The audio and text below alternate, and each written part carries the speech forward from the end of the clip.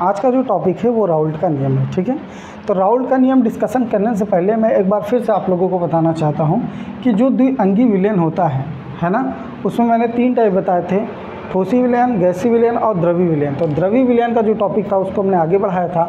इसमें हम लोगों ने हेनरी के नियम में गैस प्लस द्रव यानी विलायक जो था वो द्रव था और गैस जो था वो विलय था, इसके संबंध में हेनरी ने एक नियम प्रस्तुत किया था, उसको हमने पढ़ लिया था।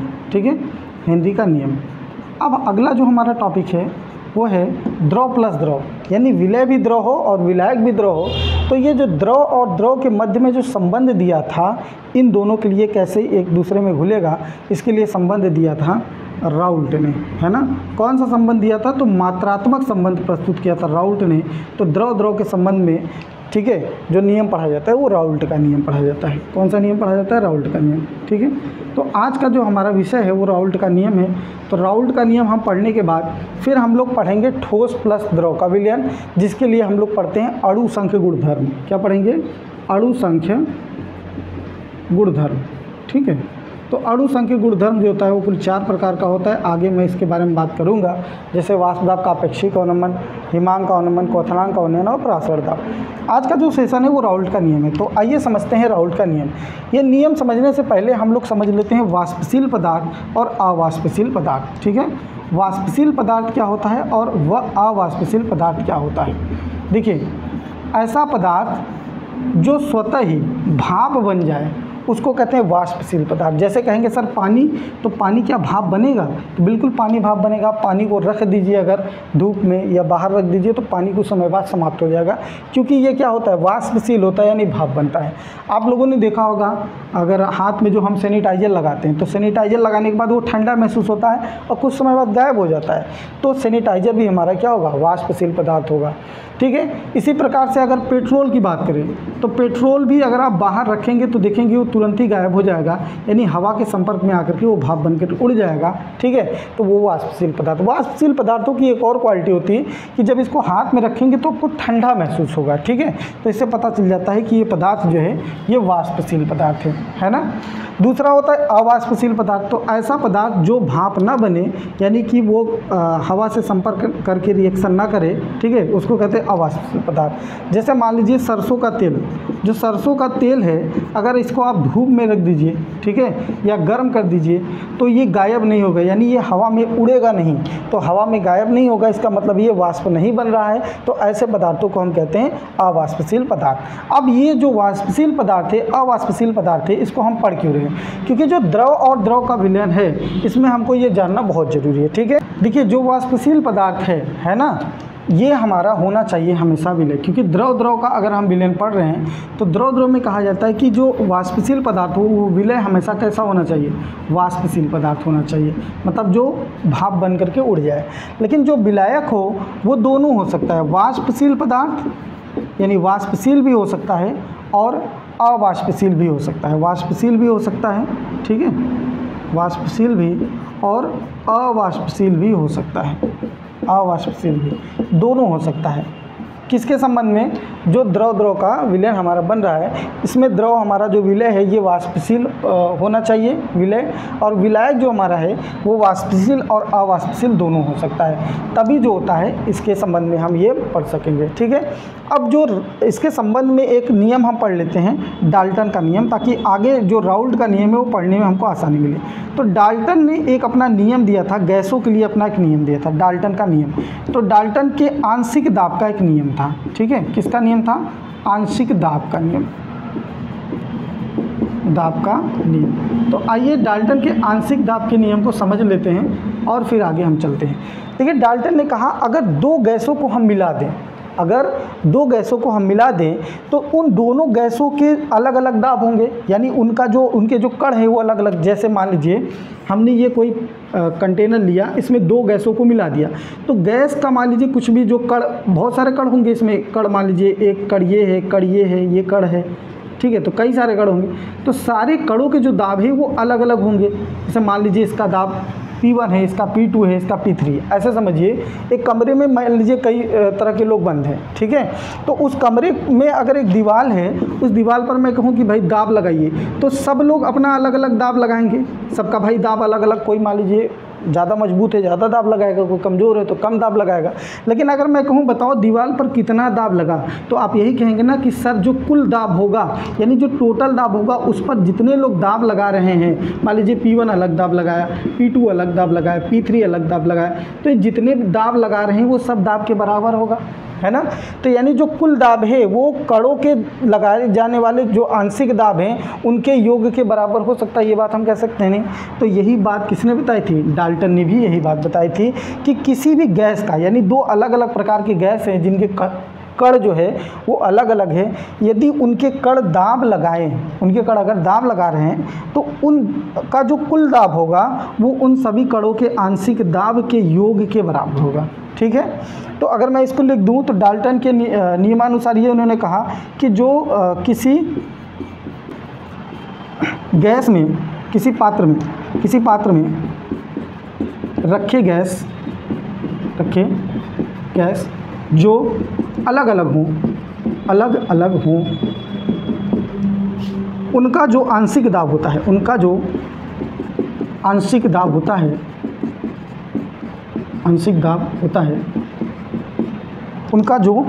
कुल आंशिक दाब होता है, कुल आंशिक दाब का मतलब P1 + P2 वह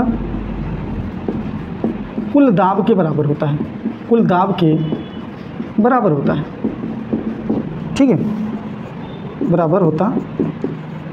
कहने का मतलब ये है कि जो कुल दाब होगा वो टोटल आंशिक दाबों के बराबर होगा, यानी कण जितना दाब लगा रहे हैं सारे दाबों का जो योग होगा वो आंशिक दाब के बराबर होगा। अब इसी के संबंध में चूंकि देखिए जो द्रव है ना, जो अभी हम राउल्ट का नियम पढ़ने जा रहे हैं, ठीक है। तो आइए राउल्ट का नियम पहले थोड़ा सा समझते हैं ताकि आपको ये समझ में आए।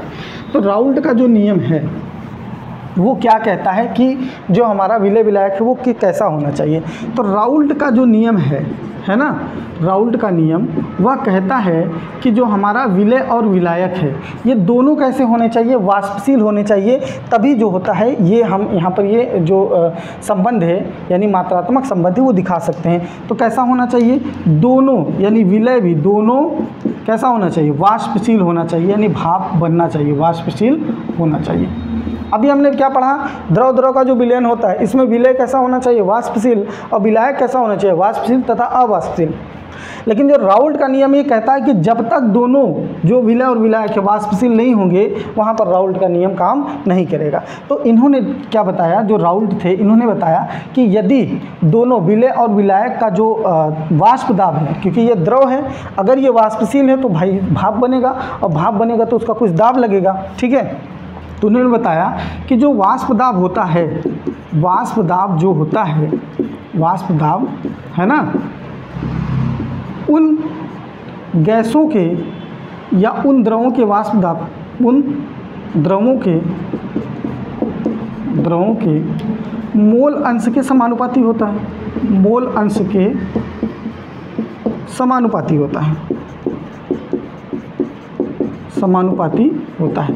बात को अच्छे से समझिएगा कि यदि दोनों द्रव हैं और दोनों वाष्पशील है तो दाब तो लगेगा, दाब बनेगा, ठीक है। तो इन्होंने कहा कि जो वाष्प दाब बन रहा है, यानी अलग अलग गैसों के लिए जो वाष्प दाब बन रहा है, ठीक है, उनके मोल अंश के समानुपाती होगा। मान लीजिए राउल्ट के नियमानुसार, डाल्टन के नियमानुसार हमने ये पढ़ा कि P = क्या होता है? P1 + P2 + P3, है ना, डॉट डॉट दिखा सकते हैं। ये किसके नियमानुसार है? ये डाल्टन के नियमानुसार है। अब यही बात राउल्ट समझा रहे हैं। राउल्ट क्या कह रहे हैं कि जो द्रव का जो वाष्प दाब है वो मूल अंश के समानुपाती। मान लीजिए एक जो द्रव है वो P1 है, भाई मान लीजिए विलय के लिए मैं P1 मान लूँ तो P1 है, तो ये जो वाष्प दाब होगा किसके समानुपाती होगा? मूल अंश के। मूल अंश को डिनोट करते हैं x से, तो क्या मैं ये लिख सकता हूँ P1 x1, P1 proportional x1, इसको समीकरण 1 मान लेते हैं। क्यों ऐसा किया?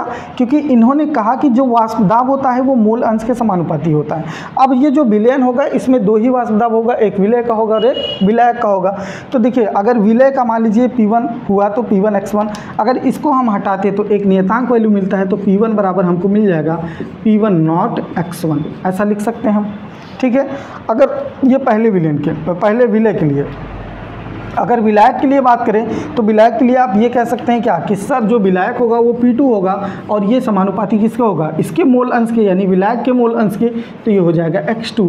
और यहाँ पर अगर हम बराबर का चिन्ह हटाते हैं, ठीक है, तो क्या मिलेगा, P2 इक्वल टू मिल जाएगा P2 नॉट X2, ये मिलेगा। अब देखिए यही अगर हम कहें कि जो P1 है P2 है, अगर हम यहाँ इसको रख दें तो क्या हमको एक अलग समीकरण मिल जाएगा। मान लीजिए ये जो समीकरण है इसको मैंने 1 मान लिया और ये जो समीकरण है इसको मैंने 2 मान लिया, ठीक है। तो जो यहाँ पर P है वो कुल आंशिक दाबों के योग के बराबर है, ये डाल्टन का नियम कहता है। तो अगर इस समीकरण में हम इसको रखना चाहें तो हम लिख सकते हैं क्या, P बराबर जहाँ पर ये P1 है वहाँ पर ये वैल्यू रख सकते हैं, तो आप कहेंगे बिल्कुल रख सकते हैं सर, P1 नॉट X1। अब प्लस जहाँ पर ये P2 है तो क्या यहाँ पर P2 नॉट X2 लिख सकते हैं, तो बिल्कुल लिख सकते हैं P2 नॉट X2। और यही जो मात्रात्मक संबंध है वो किसका नियम कहलाता है, वो कहलाता है राउल्ट का नियम, ठीक है। तो मुझे उम्मीद है कि राउल्ट का नियम आप लोगों को समझ में आया होगा। इससे संबंधित प्रश्न कैसे आते हैं एक क्वेश्चन मैं आप लोगों को करके दिखाता हूँ। फिर से एक बार क्विक रिवीजन कर लेते हैं। द्विअंगी विलयन मैंने पढ़ा था, तो द्विअंगी विलयन में हम लोगों ने पढ़ा था कि गैस और द्रव अगर रहता है तो उसके लिए हेनरी का नियम काम करता है, और अगर द्रव होता है तो उसमें राउल्ट का नियम काम करता है, ठोस द्रव है तो अणुसंग गुणधर्म, ठीक है। अब हम लोग पढ़ रहे हैं राउल्ट का नियम। तो राउल्ट का नियम पढ़ने से पहले हम लोग समझ लें कि द्रव का विलयन बनेगा कब। द्रव हमेशा कैसा होना चाहिए, द्रव जो रहेगा यानी कि विलय जो रहेगा हमेशा वाष्पशील होना चाहिए, और विलायक जो रहेगा हमारा वो वाष्पशील अवाष्पशील दोनों हो सकता है, ठीक है। इसी के संबंध में गैसों के संबंध में डाल्टन ने एक नियम दिया था। डाल्टन ने कहा कि यदि गैसों, कई प्रकार के गैस हैं, तो उनके जो कणों का दाब होगा उसको हम आंशिक दाब कहेंगे, उन सभी के आंशिक दाबों के योग के बराबर जो होगा वो कुल दाब होगा। ये किसने बताया, डाल्टन ने। इसी के संबंध में एक वैज्ञानिक थे जिनका नाम था राउल्ट, उन्होंने अपना मात्रात्मक संबंध दिया और बताया कि यदि जो वाष्प दाब है, द्रव का जो वाष्प दाब है वो उनके मोल अंश के क्या होगा, समानुपाती होगा। मतलब विलय का जो वाष्प दाब है विलय के मोल अंश के समानुपाती होगा, और विलायक का जो वाष्प दाब है वो विलायक के मोल अंश के समानुपाती होगा। अगर मान लीजिए विलय का दाब जो है आंशिक दाब P1 था तो इसका जो है मोल अंश क्या हो जाएगा, X1, ठीक है। तो जब बराबर हमने साइन हटाया तो P1 इक्वल टू क्या मिला, P1 नॉट X1। और इसीलिए इसी के संबंध में अगर विलायक की बात करें तो P2 प्रोपोर्शनल क्या मिलेगा, X2। और जैसे प्रोपोर्शनल हटाएंगे तो हमको मिल जाएगा P2 equal to P2 not X2, और ये बन गया समीकरण 2, ठीक है। तो अब अगर डाल्टन के नियमानुसार हम इसको रखना चाहें तो हम रख सकते हैं P बराबर P1 नॉट X1। ये P1 नॉट X1 कहाँ से आया, तो ये आया यहाँ से, देखिए P ये है P1 के बराबर, तो यहाँ पर जो समीकरण है यानी ये जो समीकरण है इसमें अगर हम मान रखेंगे तो P1 नॉट X1, और यहाँ पर मान रखेंगे तो P2 नॉट X2। ये हमारा जो मेन संबंध मिला है यही हमारा कौन सा नियम किसके अंतर्गत आता है, तो राउल्ट के अंतर्गत आता है। इस पर संबंधित एक मैं प्रश्न करा रहा हूँ, आप लोग इसको करिएगा। तो आइए इस पर आधारित एक प्रश्न देख रहे हैं, ठीक है। देखिए प्रश्न दिया है, दो द्रवों A और B के वाष्प दाब क्रमशः। तो मान लीजिए हमने मान लिया P1 हमने वहाँ माना था, यहाँ खुद ही दे रहा है, तो PA का जो वाष्प दाब है वो दे रहा है कितना, 80 mm, तथा जो B का दाब है तो PB बराबर हम लिख सकते हैं दे रहा है 60 mm, ठीक है। फिर क्या कह रहा है कि A के जो मोलों की संख्या है, A के जो मोलों की संख्या है, मान लीजिए A का जो मोल है उसको मान लीजिए A को मोलों की संख्या हम मान ले A, है ना।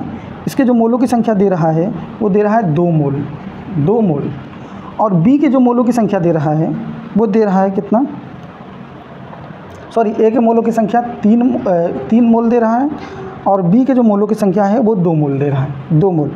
अब कह रहा है कि विलयन का जो कुल वाष्प दाब है वो क्या होगा, यानी P का मान आपसे पूछ रहा है। P का मान क्या कर रहा है, पूछ रहा है ना।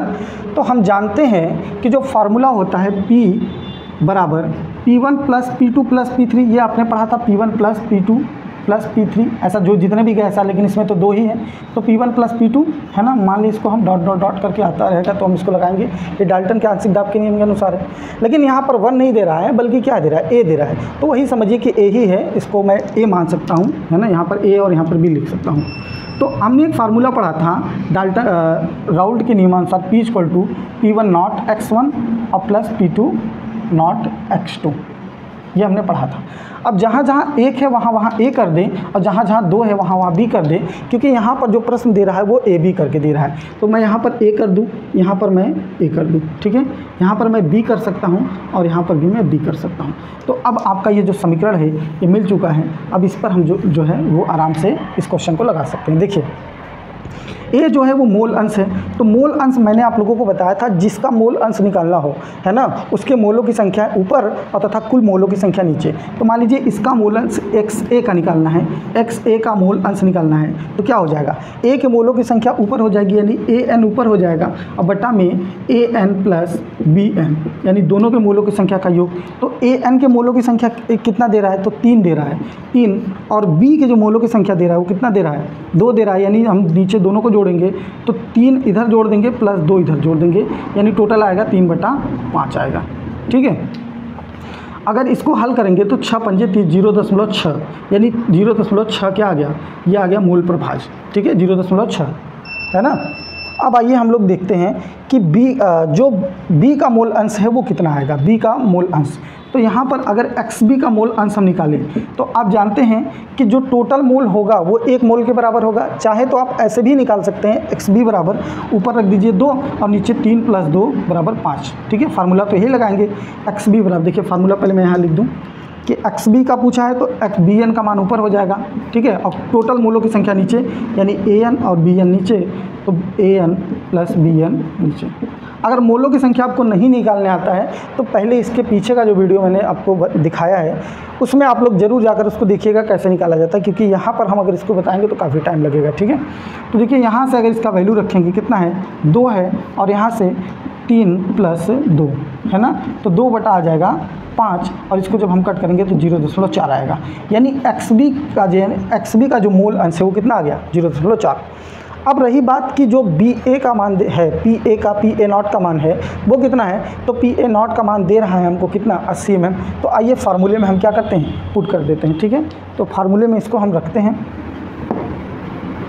याद रखिएगा जो पी ए का मान आया था वो कितना आया था, सॉरी एक्स ए का मान 0.6 आया था और एक्स बी का मान कितना आया था, 0.4 आया था। आइए फार्मूले में रखते हैं। देखिए पी ए का मान कितना दे रहा है, तो 80 mm चीज़ दे रहा है, तो 80 लिख दे इधर, ठीक है, इनटू, और इसका मान कितना आया था, 0.6 आया था एक्स ए का मान, प्लस पी बी का मान कितना दे रहा है, 60 दे रहा है, तो 60 रख दें, इनटू में एक्स बी का मान कितना आया था, तो कहेंगे सर 0.4 आया था। अब इसी को हमको हल करना है, ठीक है। तो देखिए 10 से अगर गुणा करा दे इसमें, तो 10 से गुणा कराएंगे तो 6 हो जाएगा और ये 8 हो जाएगा। यानी हम लिख सकते हैं कितना, 8 × 6, और इधर लिख सकते हैं 6 × 4। क्यों लिख सकते हैं, क्योंकि 10 से इसमें गुणा करा देंगे तो 4 हो जाएगा। तो अब 8 छंग का कितना हो जाएगा, 48 हो जाएगा, और प्लस 6 छंग का कितना हो जाएगा, 24 हो जाएगा, 24। अब 24 और 48 को अगर हम जोड़ेंगे, है ना, तो 72 आएगा, ठीक है। 8 × 4 = 12, 4 × 2 = 6, 1 = 7, 72। और जो पी है दाब का मात्रक हो जाएगा mmHg। अब क्योंकि mm में ये माप रहा है मिलीमीटर में, तो दाब का मात्रक ये दाब इतना आ जाएगा, 72, ठीक है। तो इस पर जो राउल्ट का नियम था उस पर आधारित हमने आपको एक प्रश्न भी बता दिया। अगर आप लोगों को लगता है कि ये जो टॉपिक आपको पढ़ाया गया आपको समझ में आए हैं, ठीक है, तो आगे का जो वीडियो बनेगा उसको भी आप देखने का प्रयास कीजिएगा ताकि आपको जो बिलियन का टॉपिक है वो अच्छे से समझ में आ जाए।